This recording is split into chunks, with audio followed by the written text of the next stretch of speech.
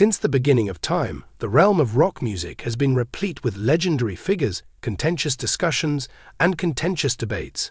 Fans are always prepared for the inevitable question: who could possibly replace them? If a beloved frontman decides to stand down from their position, passes away, or is pushed aside, history demonstrates that fans never forget the originals, as seen by the fact that Van Halen replaced David Lee Roth with Sammy Hagar, and AC/DC continued to perform without Bon Scott joining the band. However, with Adam Lambert fronting Queen, there have been very few replacement sagas that have garnered as much intense controversy. Some people believe that this is a match made in rock heaven.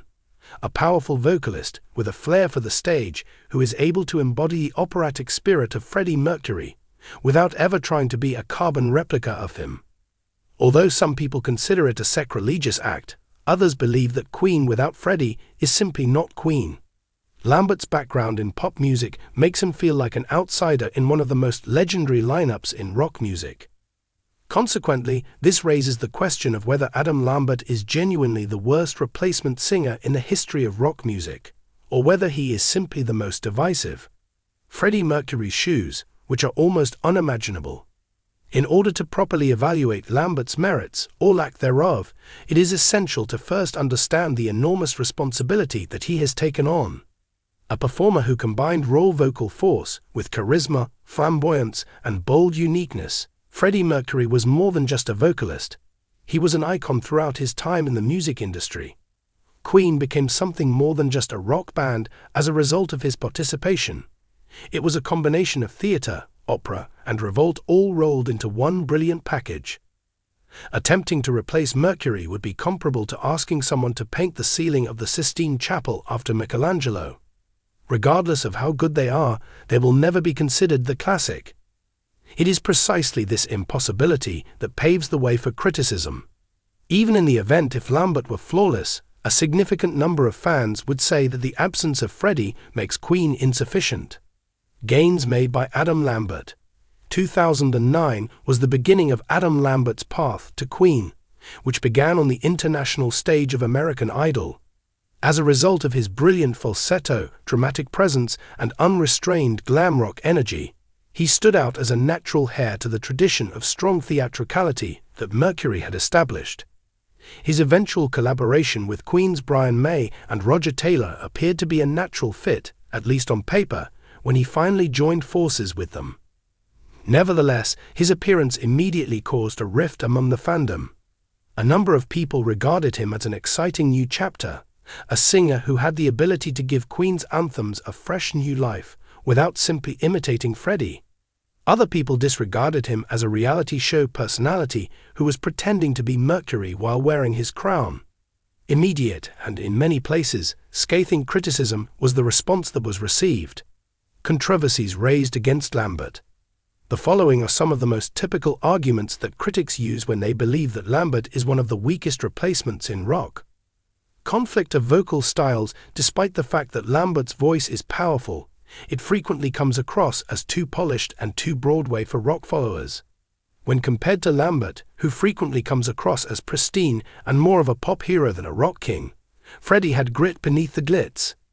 In spite of the fact that Lambert is flamboyant and dramatic, some people have the impression that his stage persona is more of a show than an embodiment. When compared to Lambert, who might come across as prepared and more of a Vegas showman than a revolutionary, Freddie's every move appeared to be genuine and real. Context and genuineness of the situation. For some rock lovers, Lambert's beginnings appear to be contrived because she is a contestant on American Idol.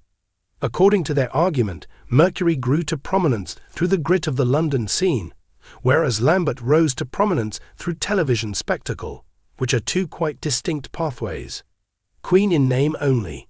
Perhaps the most severe criticism is not directed at Lambert personally, but rather at the mere concept of Queen continuing without Freddie.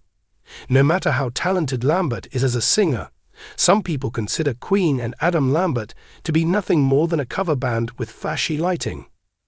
There are those fans who view Lambert as more than just a weak link, Rather, they see him as the commercialization of legacy.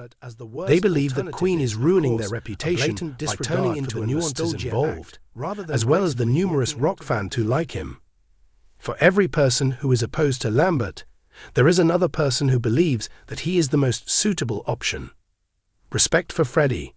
In contrast to other replacements who attempt to imitate their predecessors note for note, Lambert reminds listeners on a regular basis that he is not Freddie.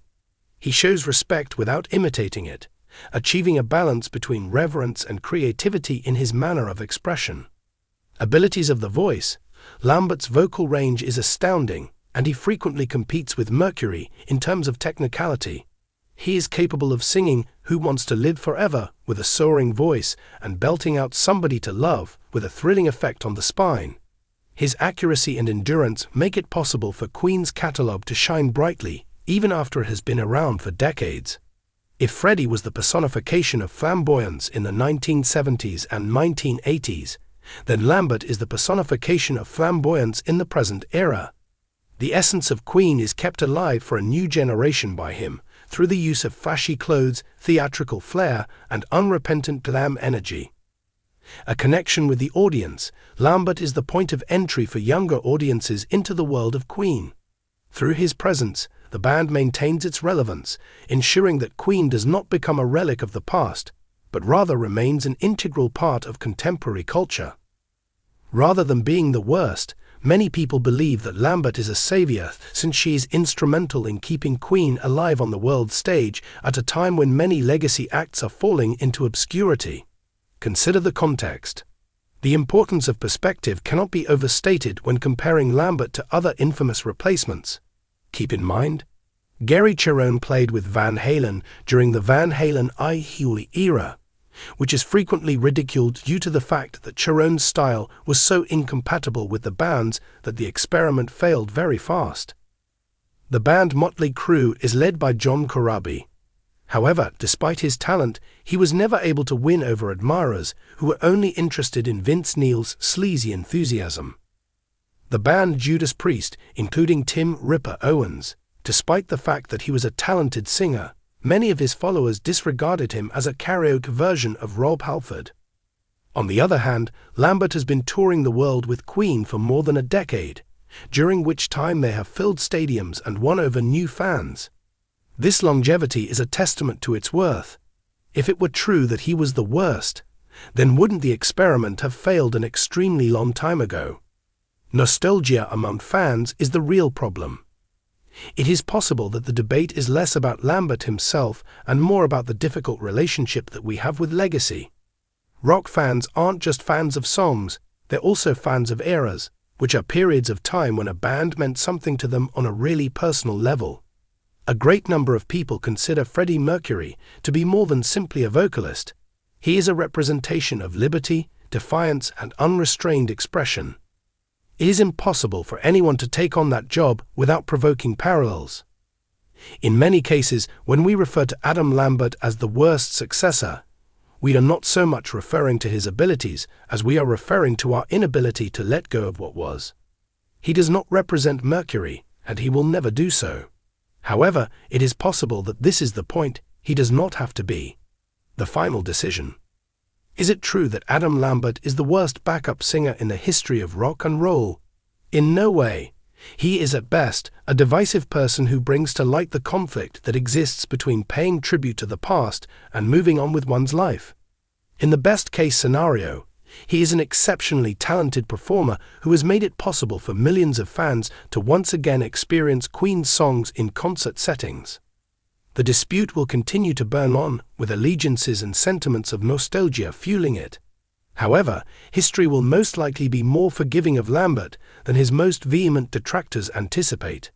If anything, he demonstrates that rock is not about replacing legends, rather, it is about keeping their spirit alive, even if the torchbearer performs in a somewhat different manner in terms of appearance, sound, and movement.